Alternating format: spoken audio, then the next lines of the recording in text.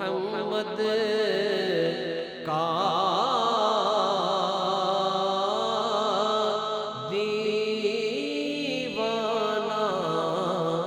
بنا جانا۔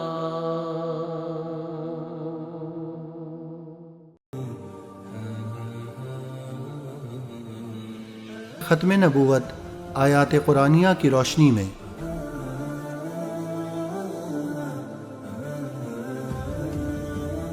قرآن مجید میں حضور نبی کریم صلی اللہ علیہ وآلہ وسلم کے بعد کسی وحی پر ایمان لانے کا ذکر نہیں ہے۔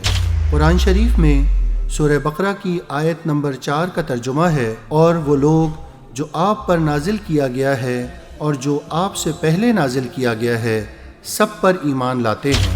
کسی بھی شخص کے مسلمان ہونے کے لیے یہ بھی ضروری ہے کہ وہ خاتم النبیین صلی اللہ علیہ وآلہ وسلم کے ساتھ ساتھ سابقہ انبیاء پر اترنے والی وحی پر بھی ایمان لائے۔ اگر کوئی شخص نبی کریم اشرف الانبیاء صلی اللہ علیہ وآلہ وسلم کی وحی پر تو ایمان رکھتا ہے، لیکن کسی سابقہ پیغمبر کی وحی پر ایمان نہیں رکھتا تو وہ مسلمان نہیں ہو سکتا۔ اور اس مفہوم کو قرآن مجید میں کئی مقامات پر بیان کیا گیا ہے، اور جب بھی بیان کیا گیا صرف آپ صلی اللہ علیہ وآلہ وسلم اور سابقہ انبیاء کا ذکر کیا گیا ہے۔ آپ صلی اللہ علیہ وآلہ وسلم کے بعد کسی اور نبی کا قطعاً کوئی ذکر نہیں کیا گیا۔ یہ اس بات کی دلیل ہے کہ آپ صلی اللہ علیہ وآلہ وسلم کے بعد وحی کا سلسلہ ختم اور نبوت کا دروازہ بند ہو گیا ہے۔ اگر کسی نبی کو آنا ہوتا تو ان کی وحی پر بھی ایمان لانے کا تذکرہ ہوتا۔ دین اسلام کی تکمیل۔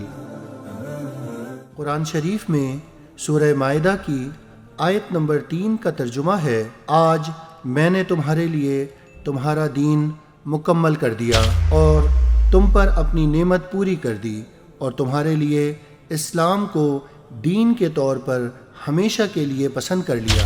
یہ آیت حجۃ الوداع کے موقع پر یوم عرفہ میں نازل ہوئی، اور اس آیت کے بعد کوئی حلال و حرام کا حکم نازل نہیں ہوا۔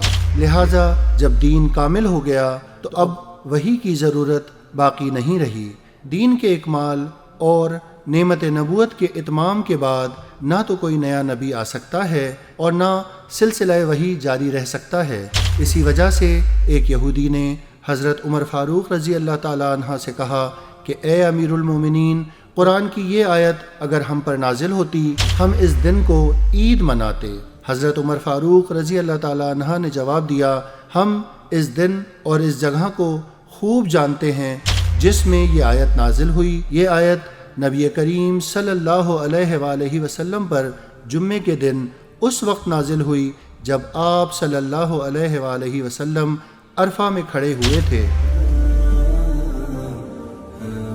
حضور نبی کریم صلی اللہ علیہ وآلہ وسلم کسی مرد کے باپ نہیں بلکہ رسول اللہ اور خاتم النبیین ہیں۔ قرآن مجید میں سورہ احزاب کی آیت نمبر 40 کا ترجمہ ہے کہ محمد صلی اللہ علیہ وآلہ وسلم تمہارے مردوں میں سے کسی کے والد نہیں ہیں، لیکن اللہ کے رسول اور تمام نبیوں پر مہر ہیں، اور اللہ تعالیٰ ہر چیز کو جاننے والا ہے۔ زیر نظر آیت کریمہ ختم نبوت کو صراحت کے ساتھ بیان کرتی ہے، کیونکہ خاتم کا مطلب مہر، اور مہر کا مقصد یہ ہوتا ہے کہ کسی چیز کو اسی طرح بند کرنا کہ نہ ہی کوئی چیز اس میں داخل ہو سکے اور نہ ہی اندر سے نکل سکے۔ اور اس آیت کریمہ کا بھی یہی مطلب ہے کہ اللہ تعالیٰ نے حضور نبی کریم صلی اللہ علیہ وآلہ وسلم کے ذریعے سلسلہ نبوت پر اس طرح مہر لگا دی کہ اب نہ کسی نبی کو اس سلسلے سے نکالا جا سکتا ہے اور نہ ہی کسی شخص کو نئے نبی کے طور پر اس میں داخل کیا جا سکتا ہے۔